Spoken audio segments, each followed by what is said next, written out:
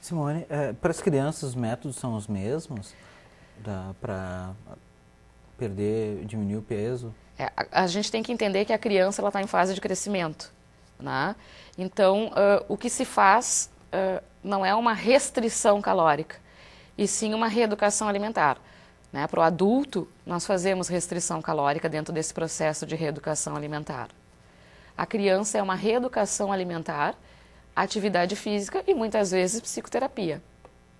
Simone, com todos aqueles dados que eu falei da OMS e o censo do IBGE, podemos considerar que a obesidade virou uma epidemia? Sim, nós não temos o mesmo perfil epidemiológico dos Estados Unidos, mas nós estamos chegando lá.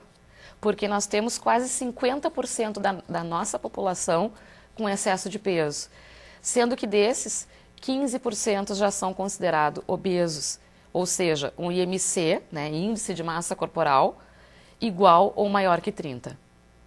E obesidade mórbida, qual é o valor do IMC? A obesidade mórbida ela é caracterizada por um índice de massa corporal igual ou maior que 40. Simone, até que ponto o governo falha na questão do tratamento da obesidade da população e qual é a parcela de culpa da indústria alimentícia?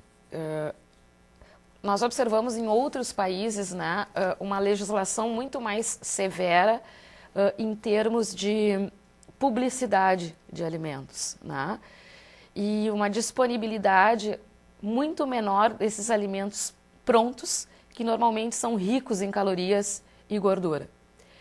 E tem alguns países, e isso eu acho que nós não precisaríamos chegar nesse extremo, mas tem alguns países que todo funcionário que entra numa determinada empresa, como é o caso do Japão, tem algumas regiões do Japão que o indivíduo passa por uma avaliação médica e se é identificado um índice de massa corporal, né, compatível com obesidade, automaticamente esse indivíduo entra num programa de tratamento e de reeducação alimentar dentro da própria empresa.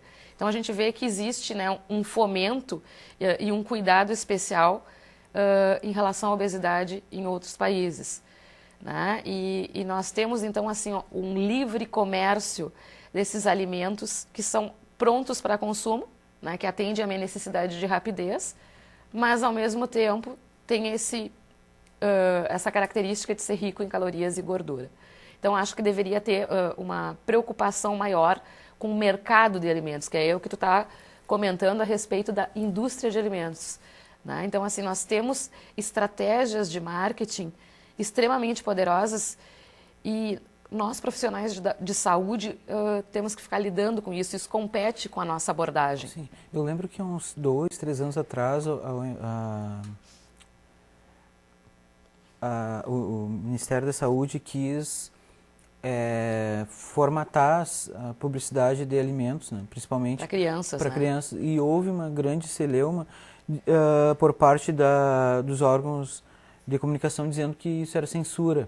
Então, quer dizer, há um grande corporativismo que impede a questão de ser trabalhada mais seriamente. Né? Sim, e aí existem outros interesses, né, interesses econômicos, né? Mas me parece que o governo está se mobilizando. Foi lançado agora em março, né, a campanha contra a obesidade infantil, né, com ações de educação nutricional e aí abordando muito a questão do escolar, né, quanto à alimentação do escolar. Então, eu acredito que venha muita coisa por aí nesse sentido. Pois é, Simone, qual o custo da obesidade para o sistema único de saúde, o sistema público de saúde? É um custo muito elevado, porque as pessoas acabam tendo mais problemas de saúde, consequentemente vão necessitar de mais medicação, tem complicações em função dessas doenças, né, vão precisar ser internadas em hospitais.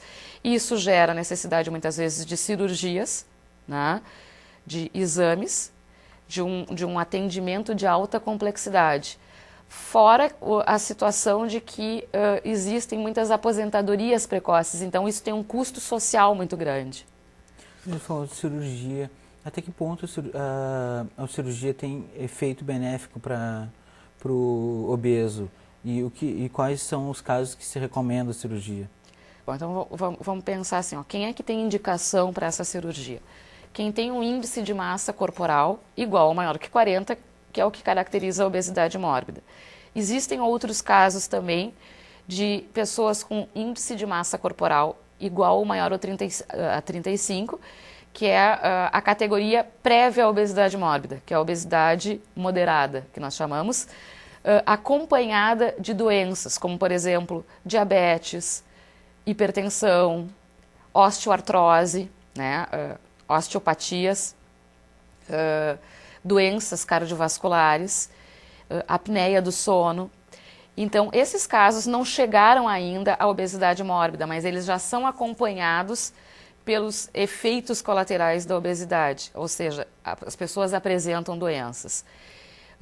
E quais seriam os efeitos da cirurgia, né, para o indivíduo? Realmente funciona? Olha, atualmente o tratamento de excelência, né, para quem não conseguiu ter resultados, isso precisa ficar muito claro, quem não conseguiu ter resultados com os métodos tradicionais, ou seja, reeducação alimentar, atividade física, até a utilização de fármacos anti-obesidade, né, psicoterapia, essas pessoas têm indicação de cirurgia bariátrica desde que elas alcancem esse IMC, esses valores, né, essas duas faixas de IMC.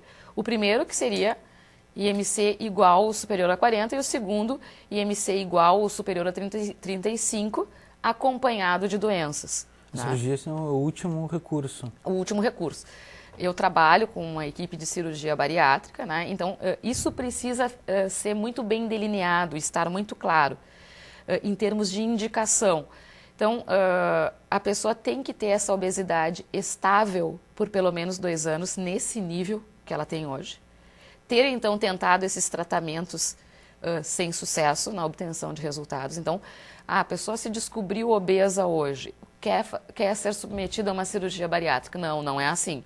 Ela tem que ter tentado por pelo menos 2 anos também esses métodos tradicionais, né, de tratamento da obesidade. Simone, antes tu comentou sobre os medicamentos, né? Os inibidores de apetite, eles causam algum dano à saúde, principalmente psíquica? Eu lembro que agora há pouco a sibutramina foi proibida, né, que é um inibidor de apetite. Qual a tua avaliação sobre isso? Normalmente esses fármacos anti-obesidade, eles atuam no sistema nervoso central, né, justamente para ter esse efeito anorexígeno, né, de diminuição do apetite, e sacietógeno, né, para promover a saciedade. Então é claro que quando ele tem uma indicação que foi estudada, né, ou seja, quem é que pode fazer essa indicação? A única pessoa que pode fazer essa indicação é o médico. Né? Então, assim, ó, quando ele é bem indicado, né, acompanhado de todas essas medidas de mudança de estilo de vida, né, ele pode ser um bom aliado na perda de peso. Mas ele não está isento de efeitos colaterais, né? Até porque não se pode viciar, ele não vai viciar, mas o que não se pode é seguir por longo prazo com esse tipo. Ele tem um tempo útil de utilização, de aplicação. Que varia, né, de paciente para paciente. Que vai depender de paciente para paciente, de cada caso, da avaliação do médico. Então, viciar não chega a viciar. A grande preocupação que se tem é que muitas pessoas se automedicam, né, esperando uma perda de peso rápida, o que acontece. O problema é que elas não podem seguir com essa medicação porque persistem esses efeitos colaterais. Ou seja, que atuam inclusive no comportamento, porque é uma droga que tem um efeito no sistema nervoso central. Então, tem pessoas que ficam com irritabilidade, né? Ficam com falta de sono, né? Indisposição, dor de cabeça, que são consequências... Tristeza também. Tristeza também. Então, pessoas, né, e aí depende do metabolismo de cada pessoa e do funcionamento orgânico de cada um. Um desenvolve determinado tipo de parefeito, enquanto o outro, né, desenvolve uma outra característica bem diferente. Tem pessoas que até podem cursar com depressão. Simone, e estamos falando dos métodos alopáticos. E a homeopatia? Existe alguma comprovação de que remédios, chás, e remédios à base de plantas têm efeito ou não? Eles até podem ter algum efeito, mas é muito baixo o efeito. Então, o que está bem sedimentado, assim, na nossa prática é mudança de estilo de vida. Não tem como fugir disso. Inclusive, acho importante colocar que mesmo aqueles indivíduos que são submetidos à cirurgia bariátrica, eles vão precisar mudar de estilo de vida. Porque a cirurgia bariátrica, normalmente, ela limita a capacidade do estômago, né, de consumir determinadas quantidades de alimentos. Então, acaba consumindo pouca quantidade e isso, obviamente, vai levar a um balanço energético negativo, ou seja, perda de peso. Só que o que as pessoas têm que ter em mente? O estômago é um músculo e o músculo que é estimulado responde. Então, o estômago ele não fica pequeno para o resto da vida. E as pessoas, muitas vezes, como elas não trataram a questão emocional da obesidade, elas trataram um aspecto orgânico, fisiológico do sistema digestivo. Tem pessoas que não aderem à mudança de estilo de vida e voltam a ganhar peso, chegando a ficar com peso muito próximo, depois de alguns anos, àquele que elas tinham pré-cirurgia. Então não há jeito. Reeducação alimentar e exercício físico. E tem uma relação diferente um pouco com a alimentação. Ok, muito obrigado, Simone, pela entrevista. Eu acredito que foi bastante esclarecedor para os nossos telespectadores. Eu que agradeço. Interrogando Pensamento fica por aqui. Até o próximo programa. Tchau!